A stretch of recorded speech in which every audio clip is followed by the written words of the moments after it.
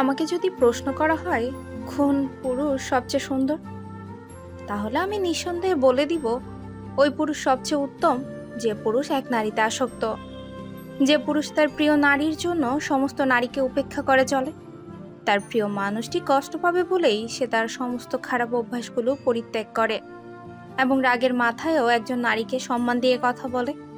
প্রতিটি নারীর জীবনে এমন একজন যত্নশীল পুরুষ আসুক যে তার সবটুকু দিয়ে শখের নারীকে ভালোবেসে আগলে রাখবে। বিয়ের 1 বছর পর যখন প্রথম শ্বশুরবাড়িতে যায়, আমার স্বামী আমার দুহাত আমার শাশুড়িকে দেখিয়ে বলেছিল, মাগো, এই দেখো, ওর দুহাতে মেহেদি দিয়ে রাঙানো। আমি বিয়ের পর যতবারই ছুটিতে এসেছি ও ততবারই আমার জন্য বউ সেজেছে, মেহেদি হাতে দিয়ে আমার জন্য অপেক্ষা করেছে। মাগো, তোমার কাছে আমার একটাই অনুরোধ, তুমি কখনো আমার বউকে এমন কষ্ট দিও না যে কষ্ট পেয়ে আমার বউ সাজতে ভুলে যায়, মেহেদি রঙে হাত রাঙাতে ভুলে যায়। কোনো এক ভাগ্যবতী নারীর জামাইয়ের কথা ছিল এটা।